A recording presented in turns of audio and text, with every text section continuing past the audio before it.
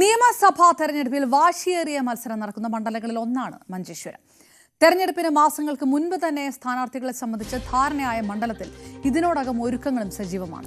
മുസ്ലിം ലീഗിന്റെ പ്രസ്റ്റീജ് മണ്ഡലമായ ഇവിടെ AKM അഷ്റഫ് തന്നെ ഒരു വട്ടം കൂടി മത്സരിക്കും.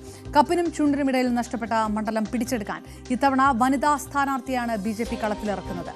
ജില്ലാ പ്രസിഡന്റ് കൂടിയായ ML അശ്വിനി ഇതിനോടകം വീട് കയറിയുള്ള പ്രചാരണം ആരംഭിച്ചിട്ടുണ്ട്. LDF കരുത്തനായ സ്ഥാനാർത്ഥിയെ ഇറക്കിയാൽ മണ്ഡലത്തിൽ ത്രികോണ മത്സരത്തിനായിരിക്കും കളമൊരുങ്ങുക.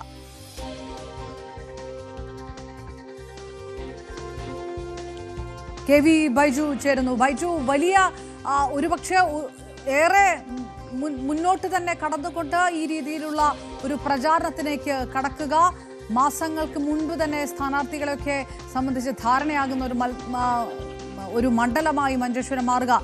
തദ്ദേശ തെരഞ്ഞെടുപ്പ് കൂടി അടുത്ത് വരുന്ന സാഹചര്യത്തിൽ ഏത് തരത്തിലാണ് പുതിയ വാർത്തകൾ വരുന്നത്? സ്ഥാനാർത്ഥികളെ സംബന്ധിച്ചുള്ള ധാരണ ഏത് തരത്തിലാണ്?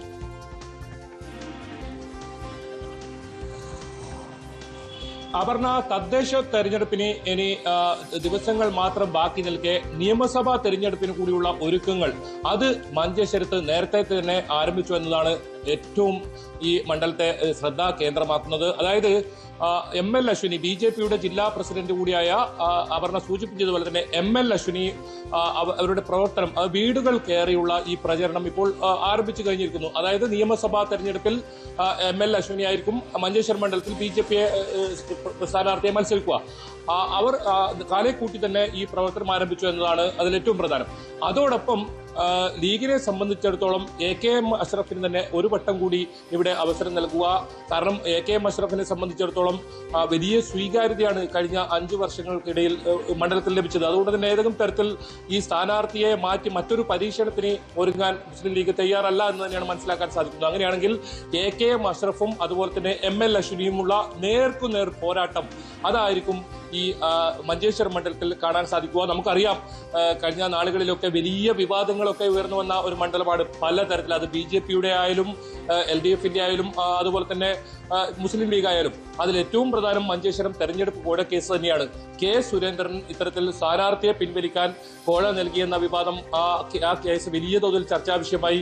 ഇതിലിപ്പോൾ സുരേന്ദ്രൻ ഉൾപ്പെടെ കീഴ്ക്കോടതി കുറ്റവിമുക്തനാക്കിയിട്ടുണ്ടെങ്കിലും ആ ചർച്ച ഇപ്പോഴും സജീവമാണ്. അതോടൊപ്പം മുസ്ലിം ലീഗിനെ സംബന്ധിച്ചിടത്തോളം MC കമറുദ്ദീൻ MLA ഇത്തരത്തിൽ ഫാഷൻ ഗോൾഡ് തട്ടിപ്പ് കേസിൽ ഉൾപ്പെടുകയും ജയിലിൽ പോകുന്ന സാഹചര്യം ഉണ്ടായ ഒരു അവസ്ഥയൊക്കെ ഉണ്ടായിരുന്നു. അതോടൊപ്പം CPMനെ സംബന്ധിച്ചിടത്തോളം LDFനെ സംബന്ധിച്ചിടത്തോളം ഏറ്റവും പ്രധാനം ഇത്തരത്തിൽ വോട്ട് മറിക്കുന്നു എന്ന ഒരു ആരോപണമാണ്. അത് നേരത്തെയൊക്കെ CPM സമ്മതിച്ചുള്ള ഒരു കാര്യമാണ്. കാരണം BJPയെ പരാജയപ്പെടുത്താൻ ഇത്തരത്തിൽ വോട്ടുകൾ മറിക്കും, അത് UDFനെ വോട്ട് മറിക്കും എന്ന തുറന്ന പ്രസ്താവനയൊക്കെ ഉണ്ടായ ഒരു മണ്ഡലം. അങ്ങനെ പലതരത്തിൽ കർണാടകയോട് അടുത്ത് കിടക്കുന്ന അതിർത്തി പങ്കിടുന്ന ഈ മണ്ഡലം വലിയ ശ്രദ്ധാകേന്ദ്രമാകുന്നു.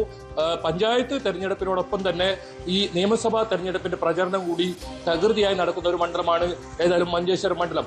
എന്തായാലും വാശിയേറിയ പോരാട്ടം ഈ മണ്ഡലത്തിൽ നടക്കും എന്ന് തന്നെയാണ് മനസ്സിലാക്കാൻ സാധിക്കുന്നത്. അപർണ സൂചിപ്പിച്ചതുപോലെ തന്നെ ഈ CPMൽ ഈ LDFൽ കരുത്തരായ ഒരു സ്ഥാനാർത്ഥി നിർത്തിയാൽ അത് ശക്തമായ ത്രികോണ മത്സരത്തിനായിരിക്കും കളമൊരുങ്ങുക. അതല്ലെങ്കിൽ നേർക്കുനേർ UDFും അതുപോലെ തന്നെ BJPയും തമ്മിലുള്ള പോരാട്ടം. കഴിഞ്ഞ തവണ 745 വോട്ടുകൾക്കാണ് ഇവിടെ ഭൂരിപക്ഷം ഉണ്ടായിരുന്നത്.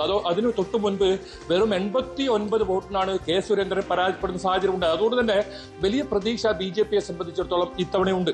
ഇത്തവണ ഈ മഞ്ചേശ്വരം മണ്ഡലം പിടിച്ചെടുക്കുക, അത് തന്നെയാണ് BJPയെ സംബന്ധിച്ചിടത്തോളം ഏറ്റവും വലിയ ലക്ഷ്യം. കേരളത്തിൽ ഒരുപക്ഷെ ഫസ്റ്റ് ക്ലാസ് മണ്ഡലം എന്നൊക്കെ പറയുന്ന BJPക്ക് ഏറ്റവും കൂടുതൽ വിജയസാധ്യതയുള്ള മണ്ഡലമാണ്. അത് അശ്വിനിയിലൂടെ, ഒരു വനിതാ സ്ഥാനാർത്ഥിയിലൂടെ പിടിച്ചെടുക്കുക എന്ന് തന്നെയാണ് BJPയുടെ ഇപ്പോഴത്തെ നീക്കങ്ങൾ. അത്തരത്തിൽ RSSന്റെ കൂടി പൂർണ്ണ പിന്തുണയോടുകൂടി കൃത്യമായ എണ്ണയിട്ട യന്ത്രം പ്രവർത്തിക്കുന്ന പോലുള്ള ഒരു പ്രവർത്തനമാണ് മഞ്ചേശ്വരത്ത് കാണാൻ സാധിക്കുന്നത്. അത് കഴിഞ്ഞ ദിവസങ്ങളിലൊക്കെ അശ്വിനി ഇത്തരത്തിൽ വീടുകൾ കയറിയുള്ള പ്രചരണം, അതോടൊപ്പം AKM അഷ്റഫ് തന്റെ വികസന നേട്ടങ്ങൾ, അത് കർണാടകയിലെ കോൺഗ്രസ് സർക്കാരിന്റെ വികസന നേട്ടങ്ങൾ, ഇതൊക്കെ ചൂണ്ടിക്കാട്ടി AKM അഷ്റഫ് മൊത്ത എതിരാളിയായി തന്നെ മഞ്ചേശ്വരം മണ്ഡലത്തിലുണ്ട്. എന്നാലും മഞ്ചേശ്വരം മണ്ഡലത്തെ സംബന്ധിച്ചിടത്തോളം അത് കേരളം ഉറ്റുനോക്കുന്ന ഒരു മണ്ഡലമാണ്. അത് നേരത്തെ തന്നെ ഇപ്പോൾ തദ്ദേശ തെരഞ്ഞെടുപ്പ് വരുമ്പോൾ തന്നെ അത് ചർച്ചാ വിഷയമാകുന്നു എന്നാണ് ഈ മണ്ഡലത്തെ പ്രത്യേകതയാക്കുന്നത്. ഏതായാലും 8 പഞ്ചായത്തുകളാണ് മഞ്ചേശ്വരം മണ്ഡലത്തിൽ ഉൾപ്പെടുന്നത്. അതിൽ 3 പഞ്ചായത്ത് UDF-നാണ്, 4 പഞ്ചായത്ത് LDF-നാണ്. LDF എന്ന് വെച്ചാൽ ഒരു പഞ്ചായത്തിൽ ടോസിലൂടെയാണ് BJP-യും LDF-ഉം തുല്യമായിരുന്നു. അങ്ങനെ ടോസിലൂടെയാണ് പഞ്ചായത്ത് പ്രസിഡന്റ് സ്ഥാനം ലഭിച്ചത്. മറ്റൊരു പഞ്ചായത്തിൽ LDF-ൽ UDF-ന്റെ പിന്തുണയോടുകൂടി ഭരിക്കുന്ന ഒരു സാഹചര്യമാണ്. അതിൽ മഞ്ചേശ്വരം മണ്ഡലത്തിലേക്ക് പോയാൽ അവിടെ സ്വതന്ത്ര വിജയിച്ചത്. അതുകൊണ്ട് തന്നെ BJP ഉൾപ്പെടെയുള്ള പിന്തുണയോടുകൂടി പഞ്ചായത്ത് പ്രസിഡന്റായിട്ടുള്ളത് നിലവിൽ ഇത്തരത്തിൽ സ്വതന്ത്രയാണ്. അങ്ങനെ 8 പഞ്ചായത്തുകൾ ഉൾപ്പെടുന്ന മഞ്ചേശ്വരം തീ പാർന്ന മത്സരം അത് തദ്ദേശ തെരഞ്ഞെടുപ്പായാലും നിയമസഭാ തെരഞ്ഞെടുപ്പായാലും ഉണ്ടാവുമെന്ന കാര്യത്തിൽ ഉറപ്പാണ്. അപർണ. KV ബൈജു, നമ്മൾ ഈ പറഞ്ഞ പോലെ തന്നെ കപ്പിനും ചുണ്ടിനും ഇടയിലൊക്കെ വിജയം നഷ്ടപ്പെടുന്ന ഒരു മണ്ഡലം എന്ന ഒരു ഖ്യാതിയും ആ ദുർഖ്യാതിയും ഒക്കെ ഉള്ള സ്ഥലം കൂടിയാണ് മഞ്ചേശ്വരം. ഈ വോട്ടിന്റെ വില അറിഞ്ഞിട്ടുണ്ടാവുക സ്വാഭാവികമായിട്ടും മഞ്ചേശ്വരത്ത് മത്സരിച്ചവർ തന്നെ, കെ സുരേന്ദ്രൻ അടക്കമുള്ളവരൊക്കെ തന്നെ. അങ്ങനെയുള്ള ഒരു സ്ഥലത്ത് പലപ്പോഴും ദേശീയപാതയുടെ തകർച്ച, അങ്ങോട്ടുള്ള യാത്രകൾ, ഇതൊക്കെ പ്രധാനപ്പെട്ട വിഷയമാകുമ്പോഴും ശബരിമല അതിനേക്കാളൊക്കെ മുകളിൽ ഒക്കെ വലിയ തെരഞ്ഞെടുപ്പ് ചർച്ചാ വിഷയമായി മാറി വോട്ട് നിർണയിച്ച ഒരു കാലഘട്ടമൊക്കെ ഉണ്ടായ സ്ഥലം കൂടിയാണ് മഞ്ചേശ്വരം. അങ്ങനെ ഇത്തവണ പ്രധാനപ്പെട്ട എന്ത് വിഷയങ്ങളൊക്കെയാണ് വരുന്നത്? രാഷ്ട്രീയപരമായിട്ടും സാമുദായികപരമായിട്ടും ഒക്കെ മഞ്ചേശ്വരത്ത് ഈ 3 മുന്നണികളും തയ്യാറെടുക്കുമ്പോൾ പോലും ജനങ്ങളെ സംബന്ധിച്ചിടത്തോളം വോട്ട് നിർണ്ണയിക്കുന്ന പ്രധാന ഘടകങ്ങൾ എന്താണ്?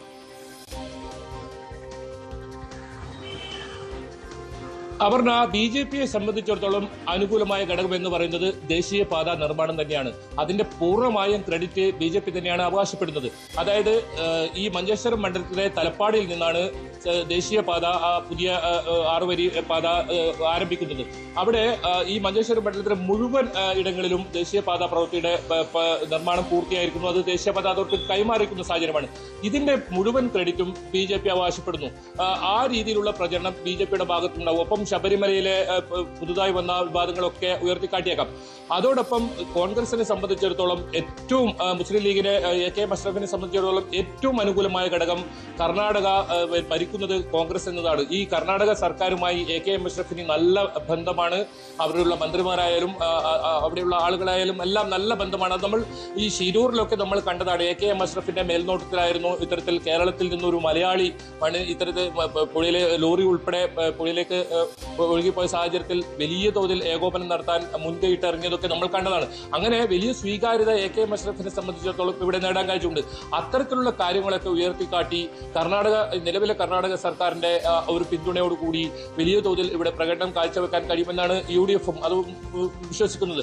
അങ്ങനെ ഒരു ഇത്തരത്തിലുള്ള ഒരു പ്രവർത്തനവുമായി മുന്നോട്ട് പോകുമ്പോൾ LDF-നെ സംബന്ധിച്ചിടത്തോളം വലിയ പ്രതിക്കൂട്ടിലാണ്, അല്ലെങ്കിൽ പ്രതിസന്ധിയിലാണെന്നൊക്കെ പറയേണ്ടി വരും. കാരണം ഈ ഭരണവിരുദ്ധ വികാരം ഒരുപാട് ഉയർന്നു നിൽക്കുന്ന മണ്ഡലമാണ് മഞ്ചേശ്വരം. കാരണം നല്ലൊരു ചികിത്സാ സൗകര്യങ്ങൾ പോലും ഇല്ല. അത്തരത്തിൽ നിരവധി വാർത്തകളൊക്കെ കഴിഞ്ഞ തവണയൊക്കെ റിപ്പോർട്ട് ചെയ്തതാണ്. കാരണം ഈ അതിർത്തി അടച്ചാൽ, കർണാടക അതിർത്തി അടച്ചാൽ മഞ്ചേശ്വരത്തുള്ളവർക്ക് ചികിത്സ പൂർണ്ണമായും നിഷേധിക്കുന്ന സാഹചര്യമാണ്. അവർക്ക് കണ്ണൂർ ജില്ലയിലെ പരിയാരത്തേക്ക് എത്തണം, അതായത് മണിക്കൂറുകൾ താണ്ടി ഇവിടെ എത്തേണ്ട ഒരു സാഹചര്യമാണ്. അങ്ങനെ 13 പേർ കോവിഡ് കാലത്ത് ഈ അതിർത്തി അടച്ചപ്പോൾ മരണപ്പെടുന്ന സാഹചര്യം ഉണ്ടായിരുന്നു. അത് ഇനിയും മെഡിക്കൽ കോളേജ് പൂർണ്ണതോതിൽ സജ്ജമാക്കാൻ സാധിച്ചിട്ടില്ല. കാസർഗോഡ് നിയമസഭാ മണ്ഡലത്തിലാണ് ഈ മെഡിക്കൽ കോളേജ് വരുന്നതെങ്കിലും അത് പൂർണ്ണതോതിൽ സജ്ജമാക്കാൻ കഴിഞ്ഞിട്ടില്ല. ഇപ്പോഴും കർണാടകയെ ആശ്രയിക്കുന്ന ഒരു ജനതയാണ് മഞ്ചേശ്വരത്തുള്ളത്. സംസ്ഥാന സർക്കാർ വലിയ തോതിലുള്ള പദ്ധതികളൊക്കെ പ്രഖ്യാപിച്ചിട്ടുണ്ടെങ്കിലും അത് മഞ്ചേശ്വരത്ത് ഇത്തരത്തിൽ കൂടുതലായി എത്തിയിട്ടില്ല എന്നൊരു വിലയിരുത്തൽ തന്നെയാണ് ഉള്ളത്. അത് ആ ഒരു കാര്യം ഉയർത്തിക്കാട്ടിയായിരിക്കും UDF-ഉം അതുപോലെ തന്നെ BJP-യും പ്രചരണത്തിന് ഇറങ്ങുക. അതിപ്പോഴേ തന്നെ അവർ അത്തരത്തിലുള്ള കാര്യങ്ങൾ മുൻനിർത്തിയുള്ള പ്രചരണം ആരംഭിച്ചിട്ടുണ്ട്. പ്രത്യേകിച്ച് മെഡിക്കൽ കോളേജിന്റെ കാര്യമാണ്. മെഡിക്കൽ കോളേജിൽ ഒരു സൗകര്യവുമില്ല, കിടത്തി ചികിത്സ പോലും ഇല്ലാത്തൊരു മെഡിക്കൽ കോളേജ്.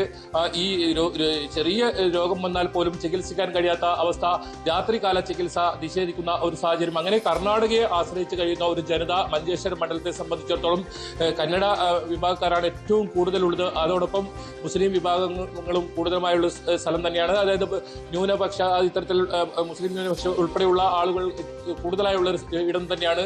അതുകൊണ്ട് തന്നെയാണ് AK മഷ്റഫിനെ സംബന്ധിച്ചിടത്തോളം പ്രതീക്ഷ വെച്ചുള്ള